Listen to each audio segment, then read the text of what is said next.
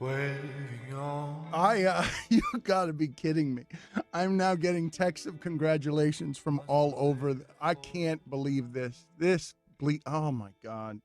What are they congratulating you for?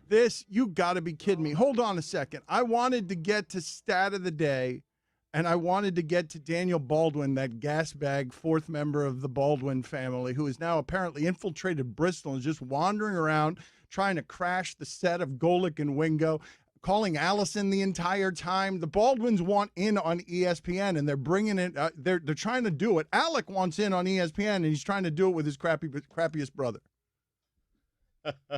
And so Daniel Baldwin is out there, but I've got to stop everything. What, Guillermo, what are you looking at in there? I'm mortified. Hold on a second. Let me explain this to the audience.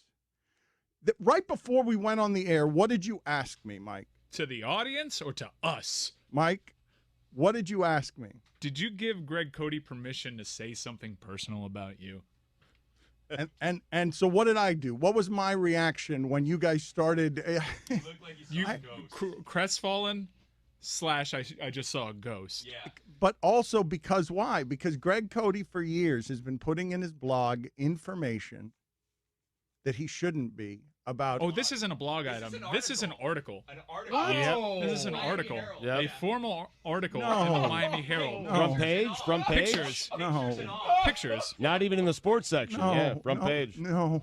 About that? Yeah. No, this is an actual article in the newspaper that Greg Cote.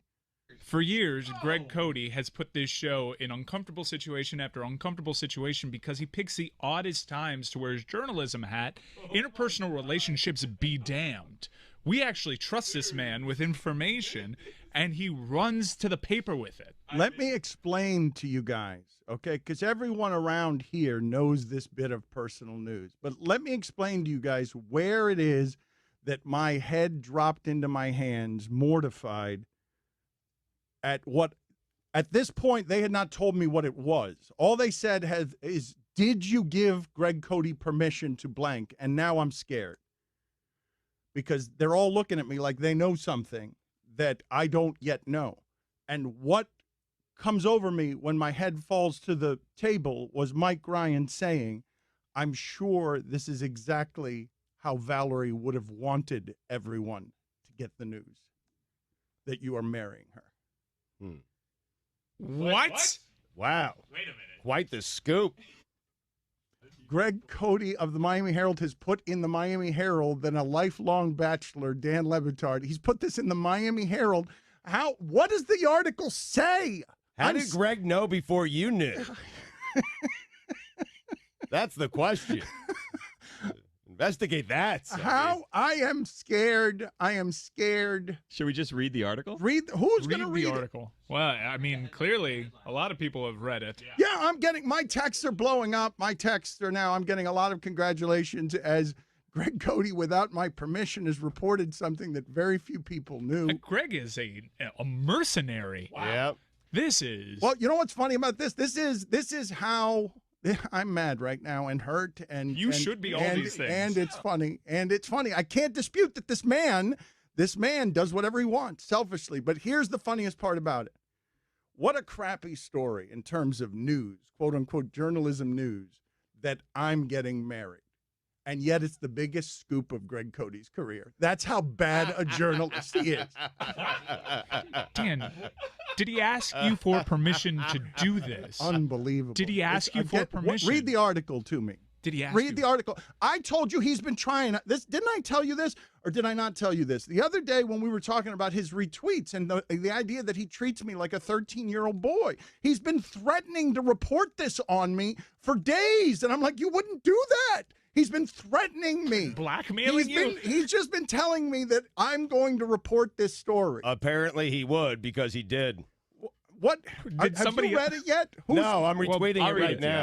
Yeah, Billy will read it. Did he feel the pressure? Did someone else know this scoop and he had to beat them to it? Was Barry Jackson of the Miami Herald going to report I told him, I think last night, I'm yelling into a phone telling him, don't report that. I'm guessing he had an inkling that Dave Hyde had found out, and he wanted to. Yes. Well, but that's the joke I was making to him last night. I'm like, don't report that. Do you think Dave Hyde is down on that? Like, is he chasing that story? Nobody's going to beat you on that story. Let me announce it my way. There is major personal news for ESPN's Dan Le Batard. He's been keeping it secret. Here it is. That's the headline. Wait a minute. Wait a minute.